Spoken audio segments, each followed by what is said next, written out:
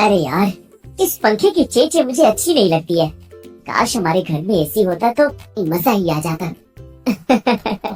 AC, दिन दहाड़े इतने बड़े बड़े सपने देख रहे हो बेटा? इस गरीबी में ये पंखा चेंचे कर रहा है ना, यही बहुत बड़ी बात है। अगर ये बंद हो गया ना तो हाथ से पंखा करना पड़ेगा, समझा? अरे कब तक, आखिर कब तक हम ऐसी जिंदगी जिएंगे? क्या हम कभी कुछ बड़ा नहीं कर पाएंगे? अरे सब कुछ अपने समय से ही होता है यार। जब अपना समय आएगा तभी अपनी किस्मत पलटेगी, समझा ना? अरे यार तू भी ना वही पुरानी घिसी पिटी बातें। मैं जा रहा हूँ बाजार, थोड़ी खुली हवा खाकर आऊंगा तो कुछ दिमाग चलेगा मेरा। तू यहाँ बैठ और सुन इस पंखे की चेंचे। गुस्से में छुटकन बाजार की तरफ निकल जाता है और एक पेड़ के नीचे जाकर बैठ जाता है। वो आसपास आने वाले लोगों को बहुत ध्यान से देख रहा था और साथ ही साथ बाजार में दुकान लगाने वाले लोगों को भी देख रहा था। यहाँ लोग कितने भूखे हैं, जिसे देखो कुछ न कुछ खा ही रहा है।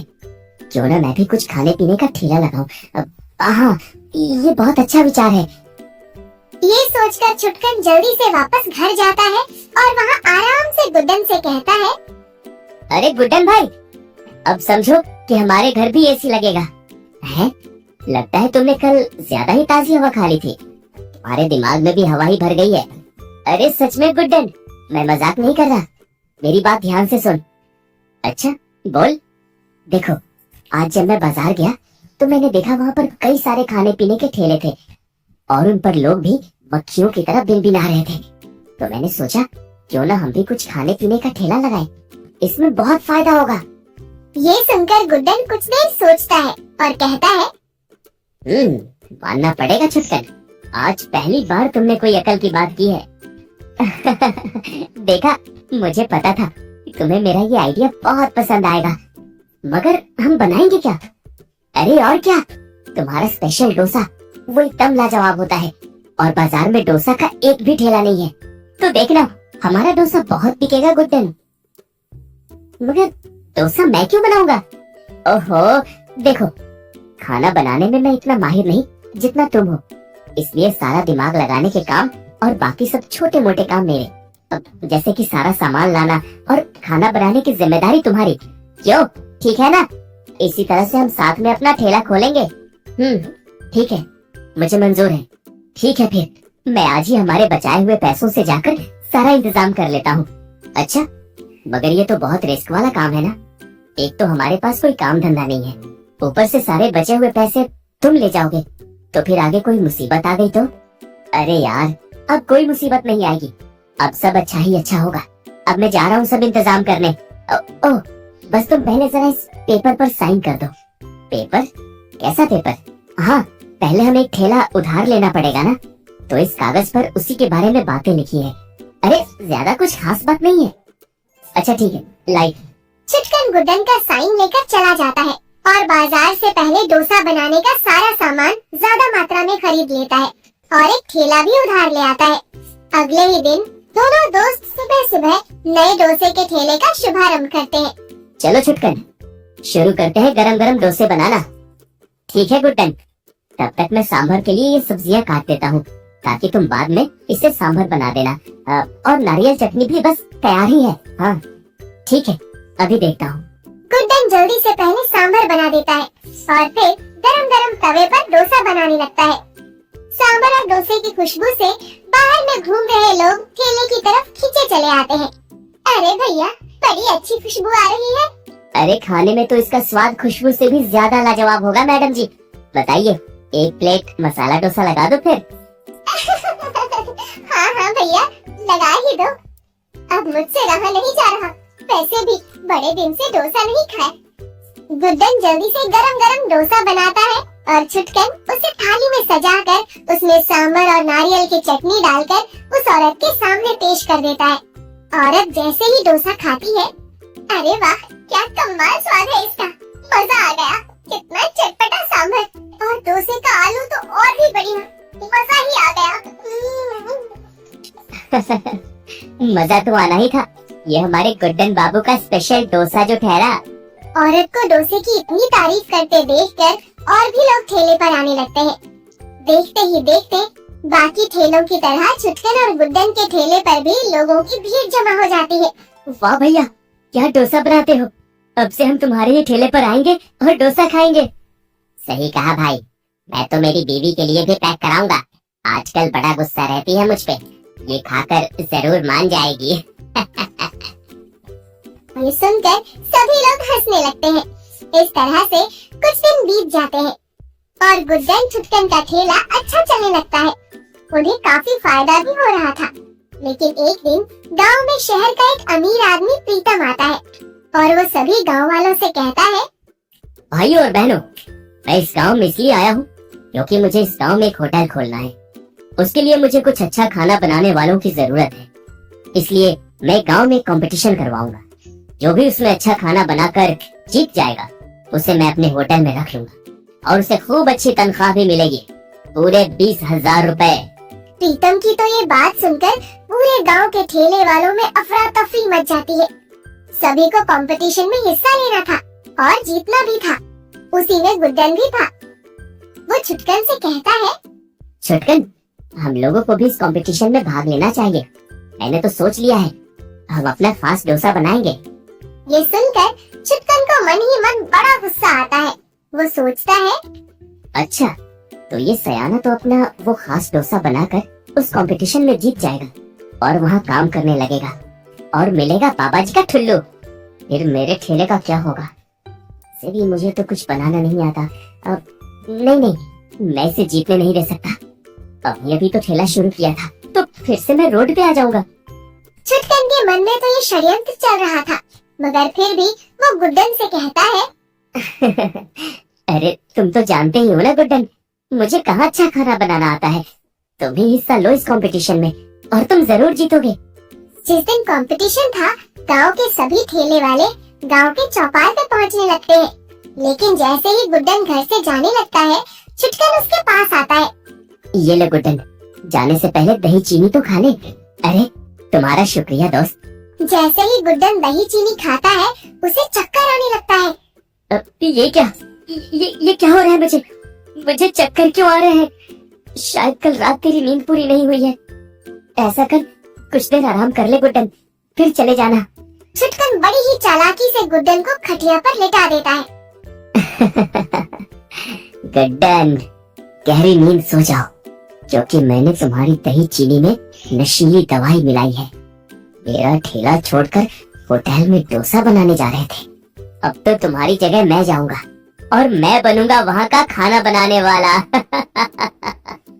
इतना कहकर छुटकन गुड्डन की जेब से उसकी सीक्रेट डायरी निकाल लेता है और पढ़ने लगता है। ये रही वो डायरी जिसमें इस गुड्डन ने अपने स्पेशल डोसा बनाने की पूरी रेसिपी लिखी हुई है। अब तो मुझे ये कंपटीशन जीतने से कोई नहीं रोक सकता। डायरी पढ़ने के बाद छुटकन सीधा वहाँ पहुँच जाता है जहाँ कंपटीशन चल रहा था। वो भी अपनी जगह ले लेता है। तभी प्रीतम आकर कहता है, क्यों भाई, सब आ गए ना? आप सबके पास 1 घंटे का समय है।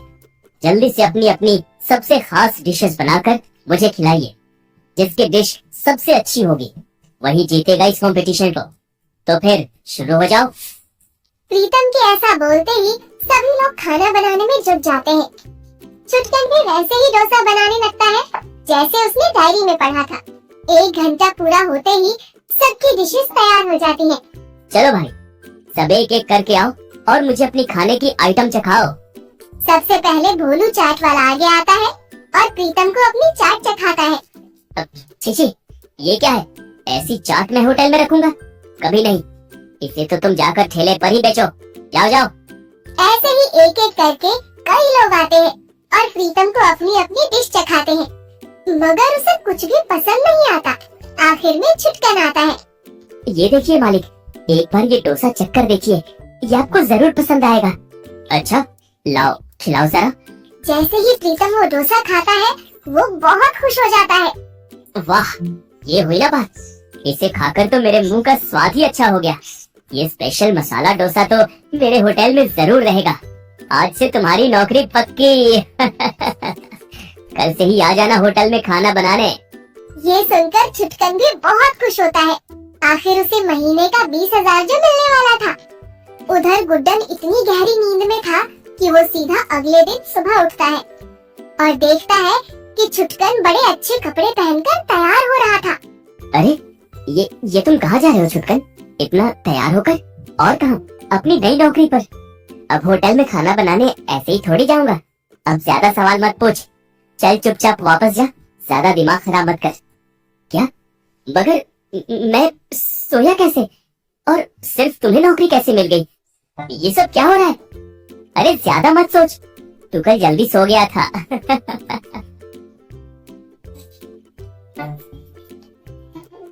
इतना कहकर छुटकन वहाँ से चला जाता है, लेकिन गुड्डन को कुछ भी समझ नहीं आ रहा था। वो घर से बाहर निकलता है तो गांव वालों के मुंह से उसे पता चलता है कि छुटकन ने खास डोसा बनाया और कंपटीशन जीत लिया। इससे वो सब समझ जाता है और उसका दिल टूट जाता है, क्योंकि वो छुटकन को अपना सबसे प्यारा और वफादार दोस्त मानता था। अच्छा, तो इस लालची छुटकन ने मेरी डोसा रेसिपी चुराई और मुझे बेहोश करके खुद वहाँ चला गया और प्रतियोगिता जीत ली। सब समझ आ गया मुझे, इस दुनिया में कोई सच्चा नहीं है, सबके चेहरे पर नकाब है। जैसे ही छुटकन होटल के लिए निकलता है, उससे थोड़ी देर बाद उधर वसूली करने वाले गुड्डन के घर आने लगते हैं। गुड्डन, मेरे पैसे निकाल। रास्ते में मुझे छुटकन मिला था। जब मैंने उसे उधार के पैसे मांगे तो उसने कहा कि उधार जब गुड्डन के नाम से लिया है तो गुड्डन ही पैसा तुम्हें देगा ना। क्या? ऐसा कहा उसने? लेकिन काम तो हम दोनों मिल बांट के करते थे ना, तो आधा पैसा तो वो भी चुकाएगा ना। मेरा तो धंधा भी बंद हो गया है, मैं पैसे कहाँ से लाऊं साहब? और मेरे नाम से लोन था, ये तो मुझे पता ही नहीं है। ये कागज देख, इस पे तेरे साइन है ना? अरे नहीं, साइन तो मेरा ही है। इसका मतलब शुरुआत में उस छुटकन ने जिस कागज पर मुझसे साइन करवाया था वो यही था, यानी कि वो मुझे शुरू से ही धोखा दे रहा था। वो सब मुझे कुछ नहीं पता। पैसे आज के आज चाहिए, नहीं तो तेरा ठेला लेके चला जाऊंगा मैं। पैसे तो नहीं है साहब, अरे पता नहीं कहाँ से आ जाते हैं मुंह उठाकर उधार लेने। जेब में एक फूटी कौड़ी नहीं होती है तो। सुन गुड्डन, अभी तेरा ठेला ले जा रहा हूँ मैं। अगर 5 दिन में मुझे पैसे नहीं मिले तो मेरे गुंडे तुझसे कैसे भी करके सारे पैसे वसूल कर ही लेंगे, समझा? गुड्डन अपना ठेला जाते हुए देख बहुत उदास हो जाता है, मानो किसी ने उससे उसकी जिंदगी छीन ली हो। वो सोचने लगा कि उसके साथ कितना बड़ा धोखा और अन्याय हुआ है। ये सब देख गुड्डन ने एक योजना बनाई। गुड्डन उस होटल की तरफ निकल पड़ता है जहाँ छुटकन काम करता है। वो होटल के अंदर जाता है और होटल में प्रीतम के पास जाकर कहता है, साहब मैं बड़ा गरीब हूँ, मुझे अपने यहाँ वेटर की तरह रख लीजिए। हैं? नहीं नहीं, सब स्टाफ पहले से ही आ गया है, अब और किसी के लिए जगह खाली नहीं है। साहब मैं बहुत गरीब हूँ, आप मुझे आधी तनख्वाह पर भी रख लेंगे तो मैं काम करने के लिए तैयार हूँ। अब आपको मेरी बीवी बच्चे दुआएं देंगे साहब, मैं हाथ जोड़ता हूँ, प्लीज साहब। अच्छा ठीक है, अब जाओ, जाकर अपनी यूनिफॉर्म पहन लो और अच्छा काम करना, ठीक है? जी शुक्रिया साहब। गुड्डन वेटर की यूनिफॉर्म पहन लेता है और काम पर लग जाता है। उधर छुटकन ज्यादातर रसोई में रहता था, तो उसे गुड्डन के आने की कोई खबर ही नहीं थी। अरे तुम ही हो क्या वो नए वेटर जिसे साहब ने काम पे रखा है? हाँ मैं ही हूँ। ओह ठीक है, हमारे होटल की खासियत है स्पेशल डोसा। हमारे शेफ छुटकन उसे बनाते हैं और जितने भी लोग यहाँ आते हैं सिर्फ डोसा ही खाते हैं। ओह शेफ छुटकन, वाह नालायक कहीं का, धोखेबाज। क्या तुमने कुछ कहा क्या? अरे नहीं, मुझे कुछ याद आ गया था। हाँ तो तुम क्या कह रहे थे? तो जाओ हर टेबल पर ऑर्डर लो, जाओ। जी बिल्कुल। गुड्डन वो वाली टेबल पर गया जहाँ 2 औरतें बैठी हुई थी। वेटर लाओ मेन्यू दिखाओ। क्या मेनू? अरे ये आप कैसी बात कर रही हैं मैडम, यहाँ जो भी आता है वो सिर्फ छुटकन का ही डोसा खाने आता है। अरे लेकिन आज हमारा डोसा खाने का मन नहीं है, तो मेन्यू लाओ। नहीं ऐसे कैसे मन नहीं है, जो हमारे शेफ छुटकन बनाएंगे वही खाना पड़ेगा आपको। अरे ये क्या जबरदस्ती है, हमें नहीं खाना तुम्हारा डोसा। नहीं खाना? तो फिर आप पानी पीजिए और यहाँ से चलती बनिए। ये होटल एक मंदिर है और यहाँ के भगवान है शेफ छुटकन, और यहाँ सिर्फ एक ही प्रसाद मिलता है, वो है उनका डोसा। कौन है ये नालायक घमंडी छुटकन जिसे अपने डोसे पर इतना गुरूर है? चलो बहन, अब दोबारा यहाँ कभी नहीं आएंगे। दोनों औरतें चिढ़कर बड़बड़ाती हुई होटल से बाहर चली गई। अरे इन्हें क्या हुआ? ये बिना कुछ खाए क्यों चली गई? क्या मालूम क्या हो जाता है लोगों को। अब छोड़ो उन्हें भूख नहीं होगी। अच्छा, अजीब बात है। खैर, जाओ दूसरी टेबल पर ये डोसा दे आओ। और मैं जरा व्यस्त हूँ, तो तुम खुद ही अंदर जाकर डोसा ले आओ। किचन उस तरफ है। हाँ हाँ बिल्कुल, अभी जाता हूँ। गुड्डन रसोई में जाता है और छुटकन उसे देखकर दंग रह जाता है। तू यहाँ? अरे तू यहाँ कैसे आया? तुझे अंदर किसने घुसने दिया? छोड़ो ना छुटकन भाई, बहुत दुख भरी कहानी है मेरी। बस समझ लो, ले देकर यहाँ वेटर की नौकरी मिली है, वो भी आधी तनख्वाह पर। अब इसी में जीवन काटूंगा। लगता है यह मूर्ख अभी तक समझ नहीं पाया कि मैंने इसे पागल बनाया है। अच्छा चलो ठीक है, तुम्हें यहाँ देखकर मुझे अच्छा भी लगा। ये लो डोसा। और सुनो, जिस कस्टमर को ये डोसा खिलाना, उससे मेरी तारीफ जरूर करना, ठीक है? तारीफ? अरे ऐसी तारीफ करूंगा कि तारीफ भी शर्मा जाएगी। बढ़िया है, चलो जाओ अब। गुड्डन फटाफट दूसरी टेबल पर डोसा लेकर जाता है और वहीं खड़ा हो जाता है। अरे क्या बात है, तुम यहाँ हमारे सर पर क्यों खड़े हो गए हो? अरे ओ मैडम, आप ये सारा डोसा खत्म कर लीजिए, तभी मैं यहाँ से हिलूंगा। हमारे यहाँ शेफ छुटकन के बनाए डोसे को पूरा खाना ही पड़ता है, और हर एक निवाले के साथ आपको खाना पड़ेगा, और हर एक निवाले के साथ आपको कहना पड़ेगा, वाह क्या डोसा है, वाह वाह। है? ये क्या बकवास है? और क्या, अच्छा लगेगा तभी तो वाह करेंगे। कौन है ये घमंडी मनोहर छुटकन शेफ? हे भगवान, वो हमारे मालिक हैं। आपने हमारे खास शेफ छुटकन, जो कि इस कंपटीशन में सबको हरा कर आए हैं, उन्हें घमंडी कहा। अब तो आपको डोसा नहीं मिल सकता, माफ कीजिएगा। गुड्डन ने डोसे की प्लेट को हाथ में उठा लिया। हाँ तो खाना भी कौन चाहता है ऐसे बेकार डोसे को। चलो भाग्यवान, हम बाहर चलकर ही कुछ खा लेंगे। दोनों पति पत्नी गुस्से में होटल से बाहर चले गए और गुड्डन हंसता हुआ वहाँ से निकल गया। दिन भर में जितने कस्टमर आए, सबको गुड्डन ने ऐसे ही भगा दिया। अब ये बात मालिक को पता चली तो वो गुस्से से लाल हो गया। ओए गुड्डन के बच्चे, ये तू हर एक कस्टमर से क्या नाप शना पक रहा है क्या? अरे मालिक, मैंने तो बस वही कहा जो आपके डोसा बनाने वाले ने मुझसे कहने को बोला था। ना यकीन हो तो उसे बुलाकर पूछ लो। अच्छा अभी रुक। छुटकन को प्रीतम के सामने बुलाया गया। क्या हुआ मालिक, आज काम के पहले ही दिन आपने मुझे याद किया? क्या लोग मेरे डोसे की भर भर के तारीफ कर रहे हैं और आपने मुझे शाबाशी देने के लिए बुलाया है? हाँ? क्या ये गुड्डन कस्टमर से जो कुछ भी कह रहा है वो तुमने ही से सिखाया था? हाँ? हाँ मालिक, एक एक शब्द मेरा सिखाया ही है। ये खुद तो मूर्ख है, मैं ना सिखाऊं तो ये कुछ भी ना कर पाए। मूर्ख वो नहीं तुम हो, और तुम बहुत घमंडी भी हो। अभी के अभी मेरे होटल से निकल जाओ, वरना तुम्हारी खैर नहीं। क्या? मगर क्यों? अरे मैंने आखिर किया क्या है? छुटकन चीखता चिल्लाता है, लेकिन कोई उसकी दलील नहीं सुनता और उसे धक्के मारकर होटल से बाहर फेंकवा दिया जाता है। ये सब क्या हो गया? मुझे कोई कुछ बताता भी नहीं। आखिर मेरी गलती क्या है? धोखेबाजी? तुम्हारी गलती है कि तुमने मेरे साथ धोखेबाजी की। गुड्डन, तुम यहाँ? हाँ मैं यहाँ, और मेरे ही कारण तुझे ये नौकरी मिली थी ना। अब मेरे ही कारण तूने इस नौकरी से हाथ धो दिया। मेरे पास तो अब भी यहाँ वेटर की नौकरी है, लेकिन लालच और धोखेबाजी ने तुझे कहीं का नहीं छोड़ा है। अब तू जा और फिर से दिमाग लगा, शायद कोई तुझे अपने ठेले पर बर्तन धोने के लिए रख ले। इतना कहकर गुड्डन वहाँ से चला गया और छुटकन को सब समझ आ गया। वो दांत पीसता रह गया, लेकिन ये उसके अपने